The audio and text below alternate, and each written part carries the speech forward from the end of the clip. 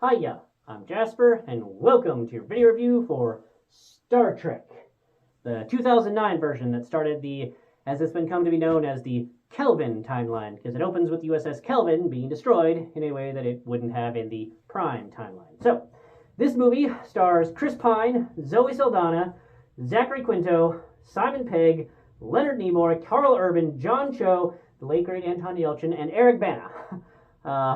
So there's a lot of fucking talent on screen in this movie. My God. Whoo! And you know what else is on screen a lot in this movie? Fucking lens flares. There are lens flares everywhere in this movie. And you know what? I love it. I'm sad that they toned down the lens flares in the next two movies. I wanted more lens flares. Every shot inside of the Enterprise of this movie was just absolutely fantastic. This movie, in general, was absolutely fantastic. The music is utterly fantastic, phenomenal, best thing from a movie since Avatar.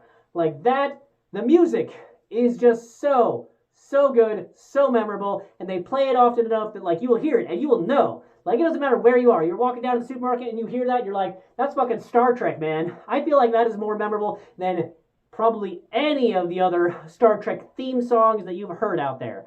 That's my personal opinion. So I love it, and I don't care if they had to use super contrived means to get Kirk as captain or in command of a starship. I don't care how contrived it was. Just like I, almost didn't care for Star Trek Picard Season 3, how they had to bend over backwards to get everybody back on the Enterprise. I don't give a fuck, because that's what I wanted to see, is Kirk as captain, and that's how they got it. So what they needed to do to finagle that to make sense for him, I'm here for it. So I also don't really care that the villains' actions and motivations basically make no sense whatsoever, and like, where did he disappear to?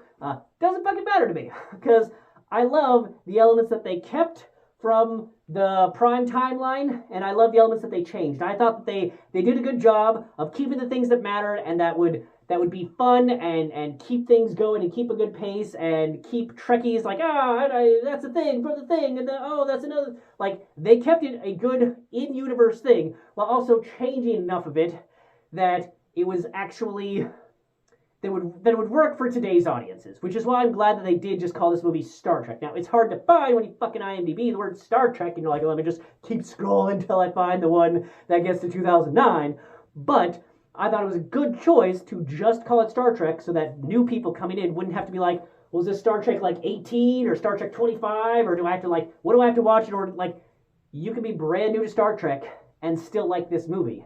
And you can have watched all of the Star Treks and still like this movie.